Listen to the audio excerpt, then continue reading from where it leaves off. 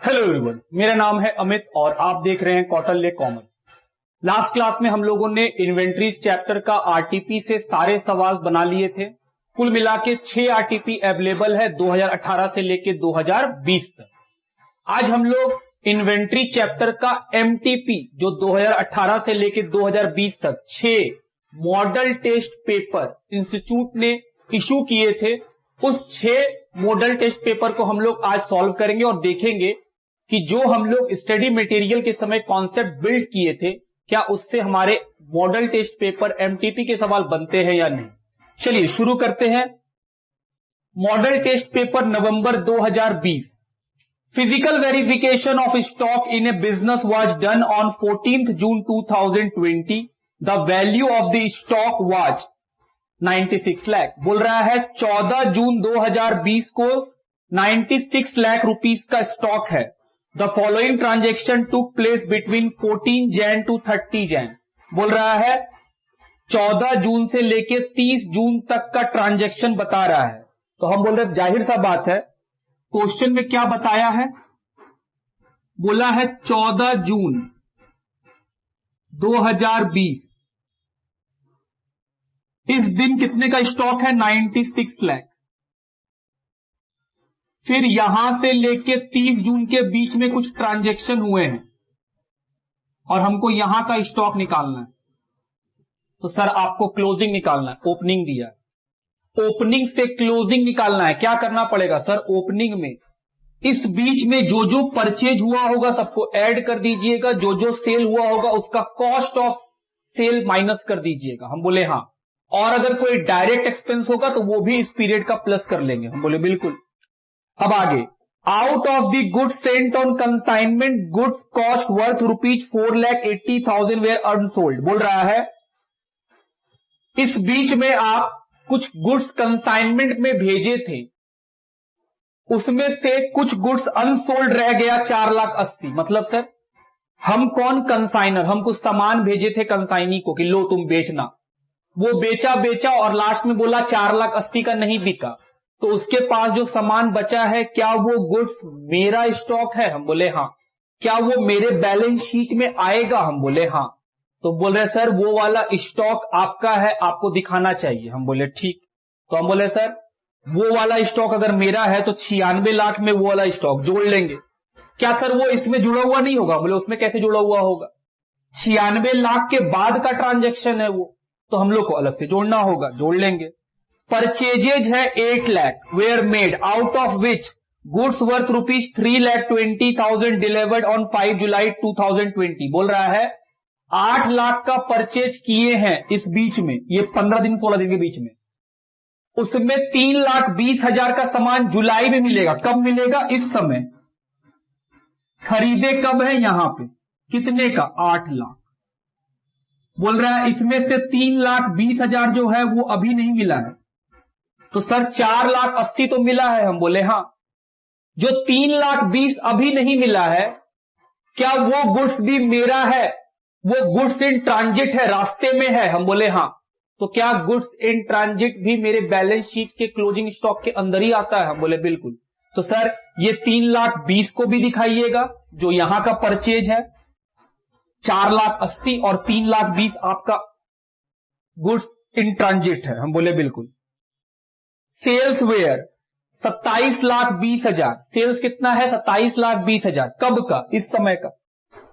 Which include goods worth ₹6,40,000 Saint on approval. बोल रहा है 27,20,000 में वो सेल इंक्लूड है जो अप्रूवल में भेजे थे, कितने का, 6,40,000। Half of those goods were return. बोल रहा है 6,40,000 में जो आप सामान भेजे थे उसका आधा, मतलब 3,20,000 रिटर्न आ गया। क्या सेल रिटर्न हम लोग माइनस करते थे, कर देंगे।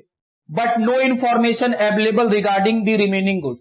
बोल रहा है 30 जून तक जो बाकी का सामान है, 6,40,000 का सामान भेजे थे अप्रूवल में, 3,20,000 वाला बोला हम नहीं लेंगे। तो बोले सर 6,20,000 का जो आप दिए थे 6,40,000 का, उसमें से 3,20,000 का तो रिटर्न आ गया, तो जो सेल आप लिखे हैं 27,20,000 उसमें 3,20,000 घटा देंगे, वो आपका सेल है ही नहीं। हम बोले ठीक। बाकी का 3,20,000 उसका कोई इंफॉर्मेशन नहीं है। तो हम बोल रहे हैं जो सामान का इंफॉर्मेशन नहीं है क्या उसको भी एंट्री हम लोग रिटर्न के रूप में कर लेते हैं? याद करो sale on good return basis पे कि सर जो गुड्स अप्रूवल में गया है बुक्स क्लोजिंग के दिन अगर उसका इंफॉर्मेशन नहीं आएगा तो वो भी रिटर्न करना पड़ेगा। हम बोले हाँ। जो 3,20,000 है उसको भी सेल्स रिटर्न कर देंगे, बात ठीक। और last, goods are sold at cost plus 25%। Cost पे कितना प्रॉफिट? 25, तो सेल पे कितना प्रॉफिट? 20। क्यों बताया है? कॉस्ट ऑफ गुड्स सोल्ड निकालने के लिए। हाउएवर फिर बोला आगे, goods costing 4,80,000 has been sold for 2,40,000। बोल रहा है 4,80,000 का गुड्स 2,40,000 में बेचे हैं। क्यों? जाहिर सा बात है ये गुड्स डिफेक्टिव होंगे, कुछ एबनॉर्मलिटीज होंगी इसके अंदर। तो जब हम लोग कैलकुलेशन कर रहे होंगे तो क्या हम लोग नॉर्मल और एबनॉर्मल को अलग अलग लिखेंगे? जी हां, नॉर्मल एबनॉर्मल को अलग अलग लिखेंगे, तभी जाकर के हम लोग स्टॉक निकाल पाएंगे। चलिए शुरू करें। एमटीपी नवंबर 2020 का सवाल क्या करना है? कैलकुलेशन ऑफ स्टॉक कब का? सर 30 जून 2020 का। हम बोले ओके। टोटल कुछ नॉर्मल है, कुछ एबनॉर्मल है। हम बोले हाँ। सबसे पहले सर स्टॉक दिया हुआ है 14 जून का। कब का है ये? हम बोले सर 14 जून का। कितने रुपए? सर 96 लाख।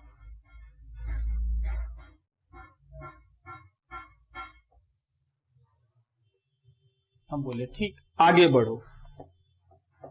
फिर लिखा है consignment stock out of the goods sent on consignment, goods at cost worth ₹4,80,000 were unsold. तो क्या लिखेंगे? सर जो गुड्स अनसोल्ड है वो मेरा ही तो है, मेरे बैलेंस शीट में वो दिखाई देगा। तो हम बोले सर लिखिए वो आपका स्टॉक है, स्टॉक ऑफ कंसाइनमेंट। कितने रुपए का? 4,80,000।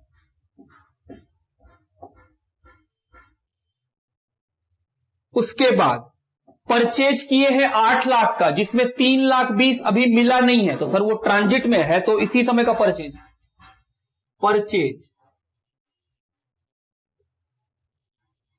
8 लाख का परचेज किए थे। हम बोले हाँ। उसमें से 3,20,000 अभी नहीं मिला है, तो सर बाकी का 4,80,000 तो मिला ही है। और जो 3,20,000 नहीं मिला है वो मेरा ही गुड्स है, वो रास्ते में है, गुड्स इन ट्रांजिट।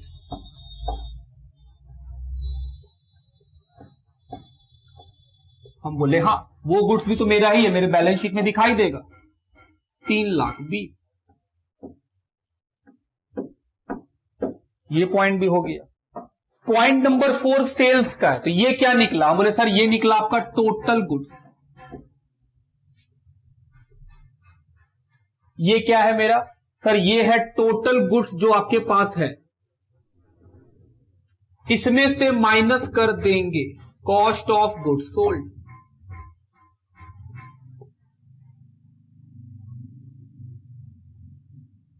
क्या हम लोग ऐसे ही सीखे? हाँ, हम लोग तो ऐसे ही सीखे। चलिए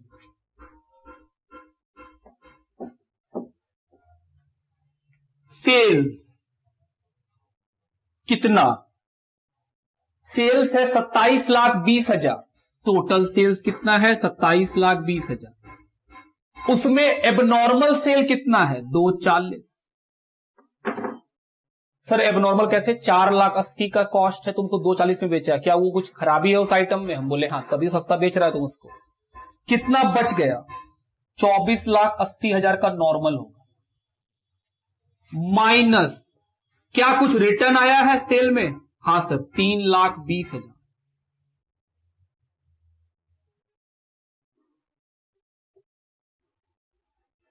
और जो अप्रूवल नहीं मिला, क्या वो सामान भी मेरा ही है? हम बोले हाँ। तो सर आपका सेल रिटर्न हो जाएगा।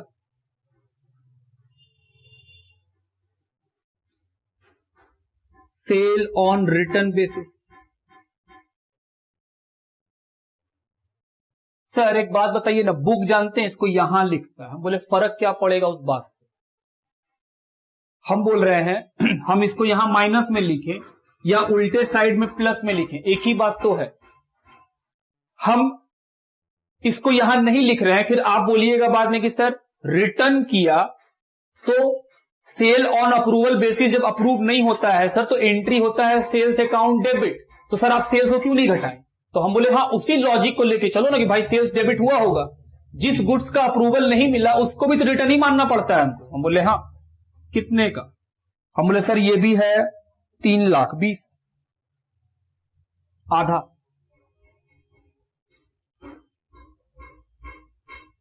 बोले बिल्कुल। अब ये है 2,40 का सेल, ये सेल प्राइस पे अभी तक कॉस्ट ऑफ गुड्स सोल्ड नहीं निकला, अभी तो माइनस करना पड़ेगा प्रॉफिट। 6,40 माइनस करिए, 18,40,000, 20,80,000। अब इसमें से क्या माइनस करेंगे? हम बोले सर प्रॉफिट। कितना प्रॉफिट? 25% कॉस्ट का तो 20% सेल का।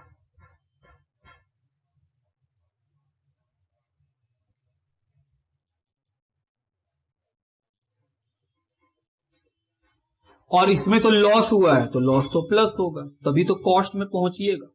कितना का लॉस है इसमें?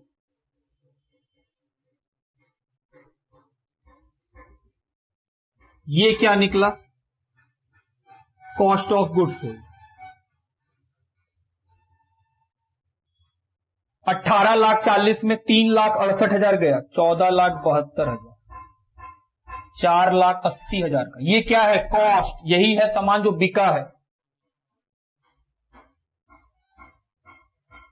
लिखिए यहां तक।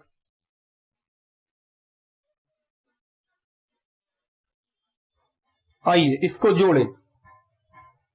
96 लाख, 4,80,000, 4,80,000 और 3,20,000, तो ये आएगा 96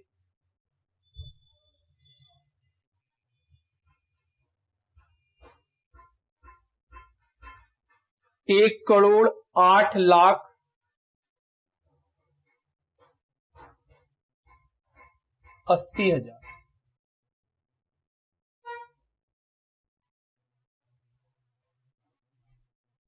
इतने सारे गुड्स में ये वाला गुड्स क्या हो गया? बिक गया। तो बचा कितना? निकाल लो।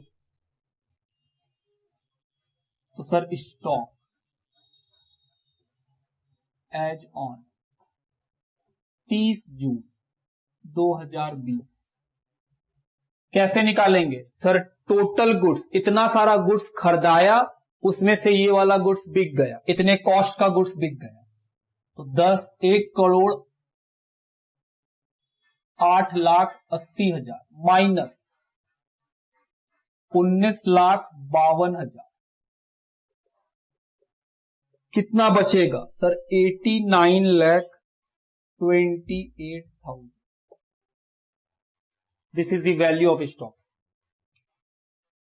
ये क्वेश्चन स्टडी मटेरियल में भी है, डिक्टो यही क्वेश्चन, और ऐसे ही बनाए हैं वहां भी हम, जैसा कि हम लोग सीखे हैं। फिर से बोल रहे हैं, आरटीपी एमटीपी का वीडियो तभी देखिए जब स्टडी मटेरियल में कॉन्सेप्ट वाला क्लास सुन चुके हो, उससे सारा सवाल बना चुके हैं, फिर आरटीपी एमटीपी।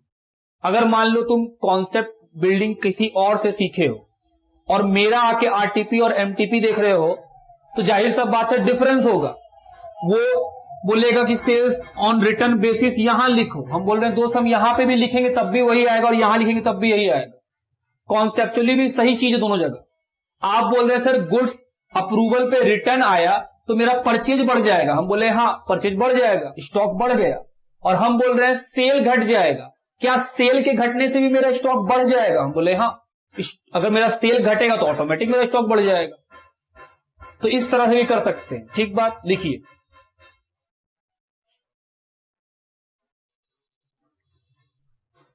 आइए क्या लिखे हैं? एमटीपी मई 2020 में जो सवाल है वो सेम सवाल है आरटीपी नवंबर 2020 का। हम आरटीपी नवंबर 2020 बनाए हुए हैं तो वहां से बना लीजिए। एमटीपी नवंबर 2019 में जो सवाल है वो सेम सवाल है आरटीपी मई 2020 का। हम आरटीपी मई 2020 को बनाए हुए हैं तो वहीं से जो सवाल आरटीपी में है वही एमटीपी में है, दोबारा क्यों बनाए। एमटीपी मई 2018 का जो सवाल है वो सेम क्वेश्चन है आरटीपी मई 2019 का। हम मई 2019 का आरटीपी बनाए हुए हैं तो इसका मतलब ये हुआ कि सर ये तीनों सवाल रिपीट है। हाँ, इंस्टीट्यूट के पास जो सवाल थे वो पूछ चुका है, अब वो उसी को आगे पीछे कभी एमटीपी में डालता है कभी आरटीपी में डालता है और वो सवाल पूछ लेता है। तो हम बोल रहे हैं ये तीनों सवाल कवर है आरटीपी में, तो ये तीनों एमटीपी के सवाल कहां मिल जाएंगे, रिवीजन टेस्ट पेपर में लिख लिख के बनाए हैं सारा हम लोग, तो वो सवाल वहां से उठा लेंगे तो बन जाएगा हम लोग का। इसका मतलब वो ये बात, ये तीन जो एमटीपी है वो हम लोग के आरटीपी में ऑलरेडी कवर्ड है, तो इसको दोबारा बनाने का कोई लॉजिक नहीं बनता, क्योंकि सेम क्वेश्चन सेम पैसा, तो क्यों बनाए दोबारा जब आरटीपी में बना हुआ है, तो वहां से आप उठा लेंगे। ठीक है बात, लिखिए इस बात को। लास्ट और सुनिएगा, एमटीपी जो मई 2018 में पूछा गया है वो सेम सवाल एमटीपी मई 2019 में, तो जब हम 2019 का बनाएंगे तो ऑटोमेटिक एमटीपी 2018 का भी साथ साथ कवर कर लेंगे। तो अब हम लोग क्या बनाएंगे, एमटीपी मई 2018 का सवाल, पहले आप यहां तक लिख लो। एमटीपी मई 2019 लिखा है, M S Kedar profit and loss account सोड ए नेट प्रॉफिट ऑफ 8 लाख। बोल रहा है एमएस केदार का प्रॉफिट एंड लॉस अकाउंट कितना नेट प्रॉफिट शो कर रहा है, 8 lakh. After considering the closing stock of ₹7.5 lakh, closing stock कितना है 7.5 लाख का on 31 March 2017। Subsequently the following information was obtain from scrutiny of the books. तो बोल रहा है बुक्स को जांच करने के बाद ये मालूम चला है कुछ बातें। पहला, purchase for the year included 30,000 paid for new electric fitting for the shop. बोल रहा है जो परचेज है उसके अंदर 30,000 रुपया इंक्लूड है, किस चीज का, इलेक्ट्रिक फिटिंग का। बोले सर परचेज में इलेक्ट्रिक फिटिंग थोड़ी आएगा, इलेक्ट्रिक फिटिंग क्या चीज है, हम बोले सर वो तो एक तरह का एसेट्स है, तो इलेक्ट्रिक फिटिंग क्योंकि कैपिटलाइज हो जाएगा तो वो तो बैलेंस शीट का है, तो बोले ठीक है रेक्टिफाई एंट्री करेंगे और देखेंगे क्या होता है। फिर लिखा है M S Kedar gave away goods valued 80,000 as free sample for which no entry was made in the books. बोल रहा है एमएस केदार जो है वो 80,000 रुपया का सामान सैंपल के रूप में बांट दिया है, मतलब एडवर्टीजमेंट किया है, उसका कोई एंट्री बुक्स में नहीं हुआ है। सेकेंड बात भी हो गया। थर्ड बात, invoice for goods amounting to ₹5 lakh. बोल रहा है इनवॉइस कितना है गुड्स का, 5 लाख का have been entered on 27 March 2017 but the goods was not included in the stock. बोल रहा है 5 लाख का आप सामान खरीदे हैं जो कि एंट्री भी हो गया है लेकिन स्टॉक में लिखना आप भूल गए। हम बोले ठीक। फिर लिखा है in March 2017 goods of ₹4 lakh sold and delivered were taken in the sale for April 2017। बोल रहा है जो सामान 4 लाख का मार्च में हम बेचे थे उसको हम सेल में दिखलाए हैं अप्रैल का, मतलब मार्च में बेचे हैं तो मार्च का सेल होना चाहिए था, दिखाया कब है, अप्रैल में, मतलब अगला महीना, तो सर ये गलती किया। अगला, गुड्स कॉस्टिंग 1.5 लाख, क्या है 1.5 लाख का गुड्स का कॉस्ट है, वेयर सेंट ऑन सेल और return basis in March 2017 at a margin of 33.1/3% on cost. बोल रहा है सेल और रिटर्न बेसिस पे 1,50,000 का गुड्स भेजे थे और इसमें कितना मार्जिन है 33.1/3 का, तो हम बोले सर कॉस्ट है 1.5 लाख और इसके ऊपर मार्जिन कितना है, मतलब प्रॉफिट कितना जोड़ा जाता है 33.1/3% का। दो अप्रूवल वाज गिवन इन अप्रैल, मतलब मार्च में उसका अप्रूवल नहीं मिला, तो क्या हम लोग जानते हैं कि सर मार्च में अगर अप्रूवल नहीं मिलता है तो क्या करते हैं, हाँ बिल्कुल जानते हैं, 2 एंट्री करते हैं सर। पहला क्या, sales account debit to debtor, हम बोले हाँ। दूसरा sir inventory account debit to trading, हम बोले अच्छा। You are required to determine the adjusted net profit for the year ending 31 March 2017। बोल रहा है एडजस्टेड नेट प्रॉफिट बताइए क्या होगा, और बताइए स्टॉक का वैल्यू 31 मार्च 2017 में कितना निकलेगा। हम बोले ठीक है। चलिए सबसे पहले क्या बनाएंगे, दो चीजों का फॉर्मेट। आइए फॉर्मेट बना लिए। क्या क्या निकालना है बोला है, एक तो पीएल एडजस्टमेंट एडजस्टेड प्रॉफिट निकालना है, तो सर पीएल अकाउंट बना लीजिए। दूसरा स्टॉक निकालना है तो कैलकुलेशन ऑफ स्टॉक दिखाना होगा। चलिए नेट प्रॉफिट दिया हुआ था 8 लाख, तो नेट प्रॉफिट लिख दो 8 लाख, और स्टॉक का वैल्यू भी दिया हुआ है, तो सर स्टॉक तो निकला हुआ है। हम बोले ये जो स्टॉक है ये गलत है, तब तो निकालने बोला है 7.5 लाख, इसमें कुछ दिक्कत है तभी तो वो बोला है। बोले ठीक, चलो आराम से पढ़ेंगे पॉइंट को और सारा का स्कोप देख लेंगे। पहला, purchase for the year include 30,000 paid for new electric fitting for the shop. बोल रहा है जो परचेज किए हैं उसमें आप गलती से इलेक्ट्रिक फिटिंग लिख दिए। हम बोले ठीक। एंट्री बोलो तो करेक्ट एंट्री क्या होना चाहिए था, सर करेक्ट एंट्री होना चाहिए था इलेक्ट्रिक फिटिंग, ये डेबिट होना चाहिए था। रॉन्ग एंट्री क्या हो गया, सर आप परचेज को डेबिट कर दिए। बोले ठीक। Rectified entry, sir electric fitting debit, electric fitting debit to purchase,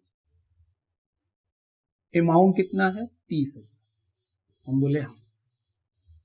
पहले इसका बात करते हैं, ये करने से मेरे प्रॉफिट में क्या इफेक्ट पड़ेगा, सर जो परचेज है वो क्रेडिट हुआ है। हम बोले हाँ, तो परचेज के क्रेडिट होने से प्रॉफिट बढ़ेगा, खर्चा कम हो गया, तो बोले बढ़ा दो बाय परचेज, ब्रैकेट में क्या लिख दो electric fitting.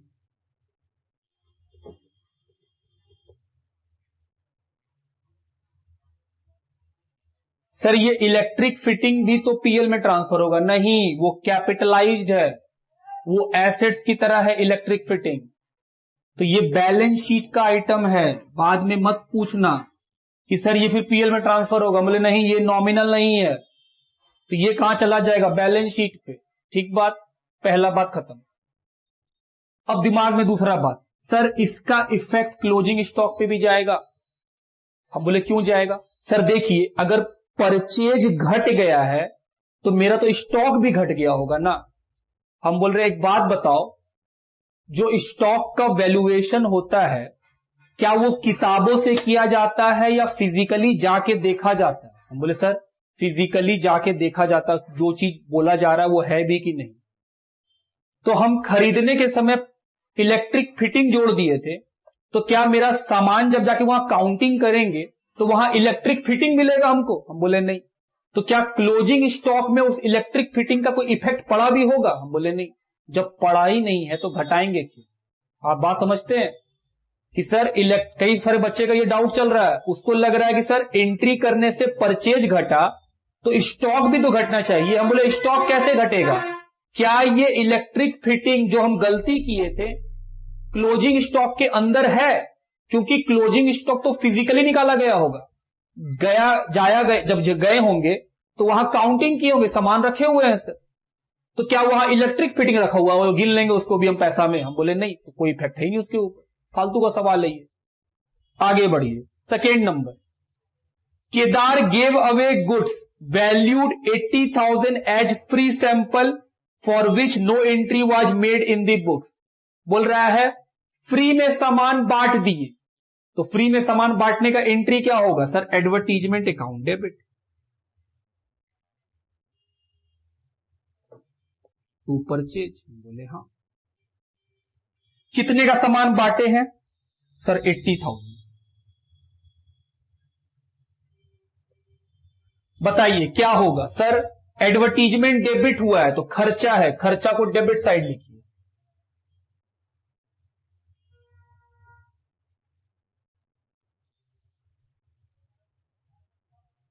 Second, sir purchase credit हुआ है तो खर्चा घट गया है, तो खर्चा घट गया है तो क्रेडिट में लिखिए, आपको फायदा हो गया है।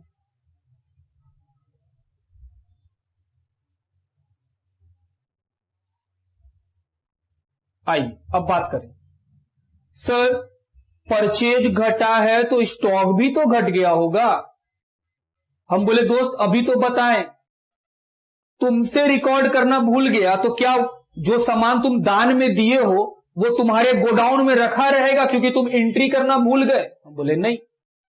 तो सर गोडाउन में वो रखा ही नहीं हुआ होगा, तो गोडाउन में जब वो चीज है ही नहीं तो दोबारा क्यों घटा रहे? वो तो दे चुके, गोडाउन में जो सामान काउंट हुआ होगा और स्टॉक निकाला गया होगा तो वो सही निकला होगा। इस एंट्री का स्टॉक से कोई लेन देन नहीं बनता। बात ठीक? तो सर दिखा दिए। हम बोले हां। आगे बढ़ो। तीसरा नंबर लिखा है 5 लाख का गुड्स जो कि एंट्री हो चुका है लेकिन आप उसको स्टॉक में नहीं दिखाए हैं। मतलब बोल रहा है 5 लाख का सामान है जिसका एंट्री कर चुके हैं लेकिन आप स्टॉक में जोड़ना भूल गए। तो हम बोले सर स्टॉक में जोड़ना भूल गए तो अब जोड़ेंगे। सर अभी तो आप बोले कि गोडाउन में। हम बोले दोस्त गोडाउन में ठीक होगा सामान, हम जोड़ना ही भूल गए, गलती पैसा का किए हैं, तो क्या मेरा स्टॉक बढ़ेगा ना? हम बोल रहे हैं मेरे पास कोई सामान था जो काउंटिंग में लिया गया लेकिन हम पैसा लिखने के समय भूल गए लिखना उसको, तो अब लिख रहे हैं। तो हम बोले हां अब लिखिए। क्या चीज था?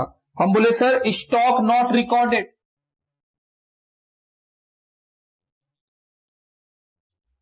कितने रुपए का? 5 लाख। सर स्टॉक के बढ़ने से प्रॉफिट बढ़ेगा। हां, अगर मेरा स्टॉक बढ़ेगा तो वो तो क्रेडिट में आता है ना, तो मेरा प्रॉफिट बढ़ेगा। स्टॉक अनरिकॉर्डेड, आप इसको रिकॉर्ड नहीं किए थे, अब रिकॉर्ड कर लिए। 5 लाख। ठीक, तो पॉइंट नंबर 3 भी हो गया। Point number 4, in March 2014 goods of 4 lakh sold and delivered were taken in the sale for April. बोल रहा है 4 लाख का सामान हम बेचे थे मार्च में लेकिन उसका रिकॉर्डिंग कब किए? अप्रैल में, जबकि वो सेल कब का है? मार्च का। तो हम बोले सर अगर वो मार्च का सेल है तो मार्च में सेल दिखलाइए। सेल नॉट रिकॉर्डेड, या फिर लिखिए रिकॉर्डेड इन अप्रैल।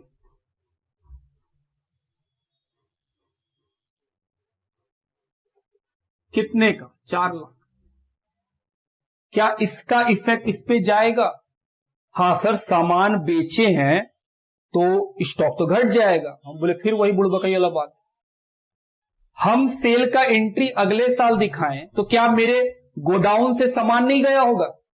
हम सामान मार्च में बेचे लेकिन हम एंट्री उसका अप्रैल में किए, तो क्या मेरे एंट्री करने से, अप्रैल में एंट्री करेंगे तो सामान मार्च में हिलेगा नहीं वहां से? क्योंकि मार्च में सामान, हम बोल रहे तुम एक बात समझो, एक कस्टमर आया, उसको हम 4 लाख का सामान बेचे तो वो मार्च में सामान लेके चला गया, ठीक?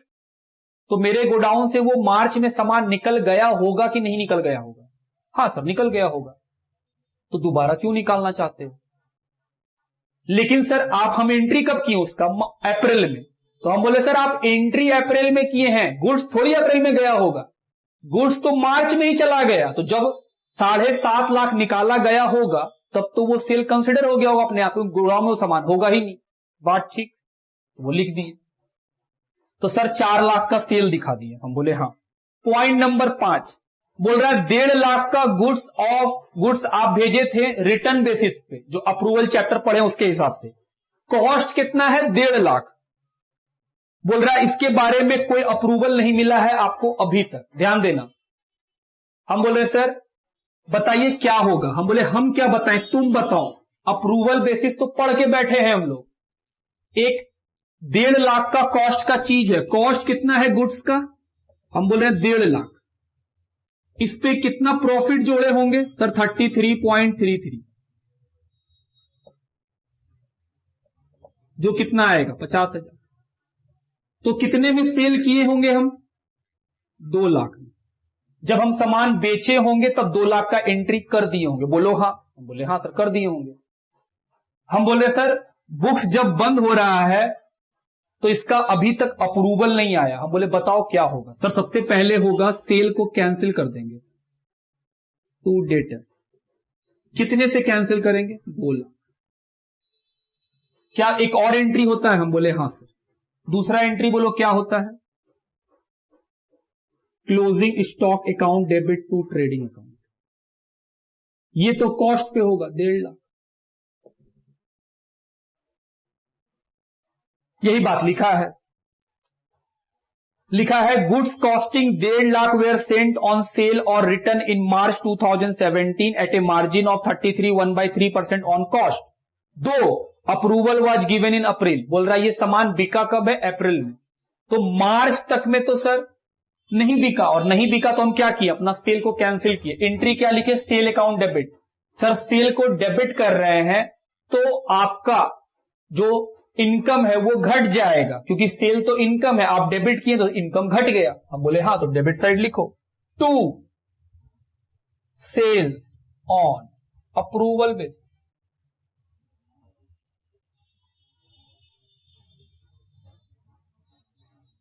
हम बोले हाँ। दूसरा, सर आपका स्टॉक बढ़ जाएगा तो स्टॉक बढ़ाओ। स्टॉक के बढ़ने से इनकम बढ़ जाएगा। हम बोले हाँ। स्टॉक ये कौन सा है? अप्रूवल बेसिस का।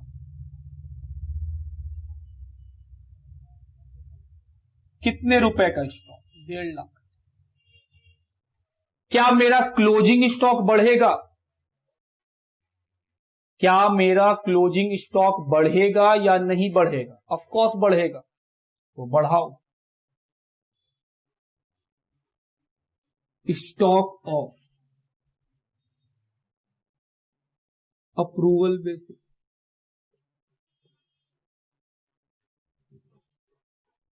सर एक बात बताइए, ये सामान तो कस्टमर के पास है, फिजिकली तो मेरे पास नहीं है, तो आप स्टॉक क्यों बढ़ा रहे हैं? हम बोले बात तो सही तुम पूछ रहे हैं हमसे। अच्छा तुम एक बात बताओ फिर हमको कि अगर तुम बोल रहा है कि सर ये सामान गुड्स कस्टमर के पास है, फिजिकली तो आपके गोडाउन में नहीं होगा। हम बोले नहीं। तो सर फिर आप लिख क्यों रहे हैं इसको? हम बोल रहे हैं हम स्टॉक निकालते हैं बैलेंस शीट में दिखाने के लिए। बैलेंस शीट में स्टॉक कितना रुपया लिखना है हम वो लिख रहे हैं। जो स्टॉक फिजिकली मेरे पास नहीं है, क्या वो मेरा स्टॉक है या नहीं? हाँ सर वो वाफी का स्टॉक है। क्या वो बैलेंस शीट में आना चाहिए या नहीं? आना चाहिए। तो अगर आना चाहिए तो लिख रहे हैं कि सर लाइए बैलेंस शीट में।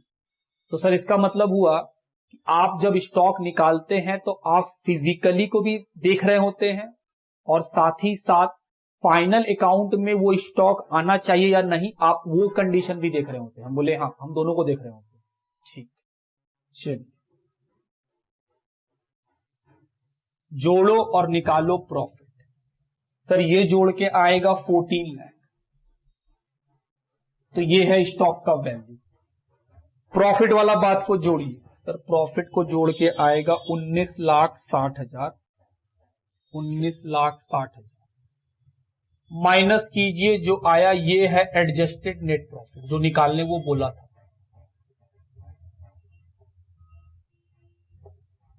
कितने रुपए का? 16,80,000। क्या ये क्वेश्चन हम लोग के बुक में भी है? सेम टू सेम क्वेश्चन है, बस पैसा आधा कर दिया है। जैसे यहां लिखा है 8 लाख तो वहां 4 लाख था। ये क्वेश्चन कौन सा है बुक का? Practical question, study material practical question number 3 जो हम पहले ही बना चुके हैं एक बार, वो है। लिखिए।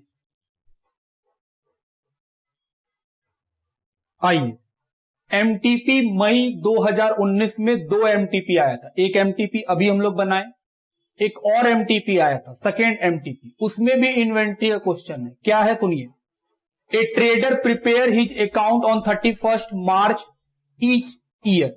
Due to some unavoidable reason, no stock taking could be possible till 15th of April 2018, on which date the total cost of goods in godown came to rupees 50,000.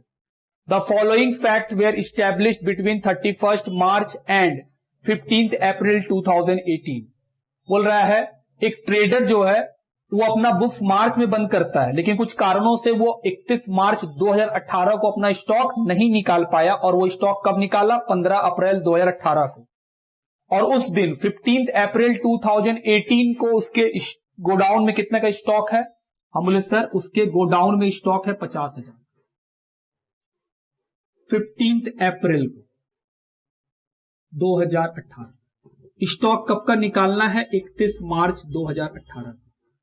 तो सर क्लोजिंग दिया है, ओपनिंग निकालना है। कैसे निकालते थे sir? अगर closing से ओपनिंग की तरफ बढ़ना हो तो क्लोजिंग में प्लस करते हैं cost of goods sold, minus करते हैं परचेजेज एंड डायरेक्ट एक्सपेंसेस। हम बोले हाँ। अब कुछ बात लिखा है, बोल रहा है 31 मार्च से 15 अप्रैल के बीच में ये हुआ। Sales 41,000 including cash sale 10,000, purchase 5,034 including cash purchase 1,920, sales return 1,000। तो सेल परचेज का बात बताया है। और last point, on 15 March goods of the sale value 10,000 were sent on sale और return basis to a customer. बोल रहा 15 मार्च को एक कस्टमर को 10,000 रुपए सेल वैल्यू का गुड्स भेजे थे सेल और रिटर्न बेसिस पर, और the period of approval 4 week, और 4 हफ्ता है उसके पास अप्रूव करने के लिए। हम बोले सर 15 मार्च को हम 10,000 रुपए का गुड्स भेजे थे सेल और रिटर्न बेसिस पर। हम बोले हाँ। 4 हफ्ता का टाइम है, मतलब 31 मार्च के बाद तक का टाइम है उसके पास बोलने के लिए। आगे लिखा हुआ ही return 40% of the goods on 10th April. जब 10 अप्रैल आया तो वो 40%, 10,000 का 40% रिटर्न कर दिया, और बाकी सबको वो बोला कि हम खरीद लेंगे। मतलब 60% का सेल कहां पर हुआ है? यहां पर। सर सेल तो यही हो गया होगा। हम बोले और क्लेरिफाई करें। 15 मार्च जब हम सामान बेचे होंगे तो एंट्री क्या लिखे होंगे? Sir debtor to sale. हम बोले हाँ। कितने का? 10,000। 31 मार्च जब आया होगा तो क्या हम इस एंट्री को रिवर्स कर दिए होंगे? हम बोले हाँ।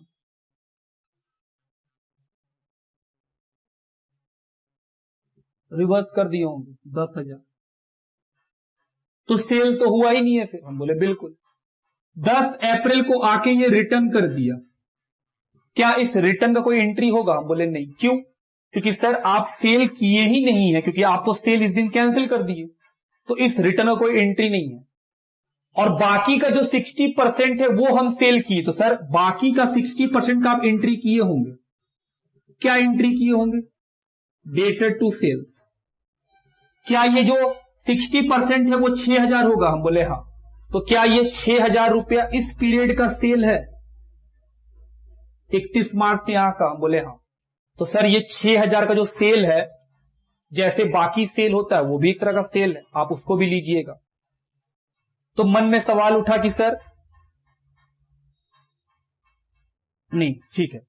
उसके बाद क्वेश्चन लिखा है goods are sold at a profit of 20% on sale. Sale पे कितना प्रॉफिट है? 20,000। बोल रहा है स्टॉक बताइए 31 मार्च 2018 का। चलिए स्टॉक निकालना है। Solution, calculation of stock.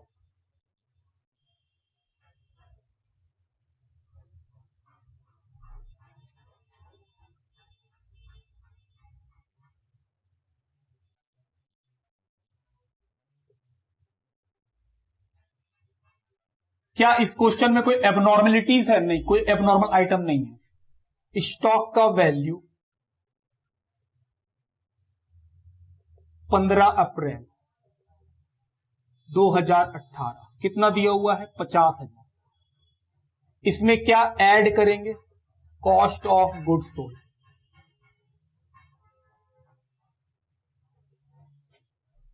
कि sir cost of goods sold है। बोले ठीक। सर एक बात बताइए, ये जो 60% का जो सेल हुआ है वो तो ऊपर वाले सेल में इंक्लूड होगा? बोले नहीं, नीचे लिखा हुआ है the above sale is not included in the above sale. जो ये सेल है वो ऊपर वाले सेल में इंक्लूड नहीं है। बोले ठीक। चलिए कॉस्ट ऑफ गुड्स सोल्ड कैसे निकालते हैं? Sir sales 41,000। एक और सेल, ये कौन सा सेल? Cell on approval.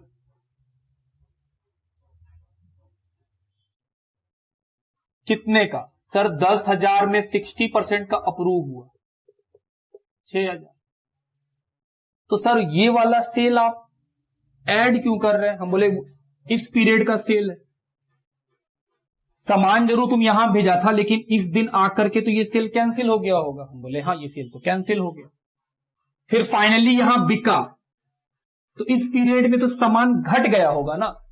तो हम बोले सर इस पीरियड का सेल को वापस जोड़िएगा तभी तो आप यहां पहुंच पाइए।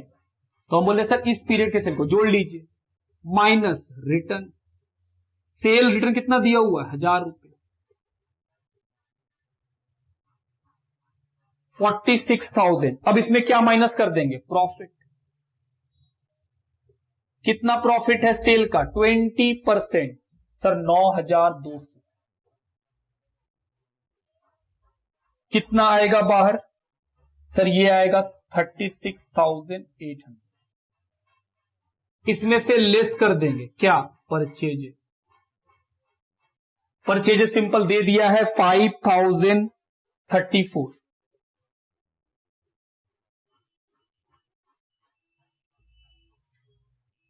तो ये क्या निकल गया? स्टॉक। कब का? 31 मार्च 2018 का। आइए प्लस और माइनस करें। सर ये आएगा 81,766। 81,766 रुपीज आएगा। स्टॉक लिखिए।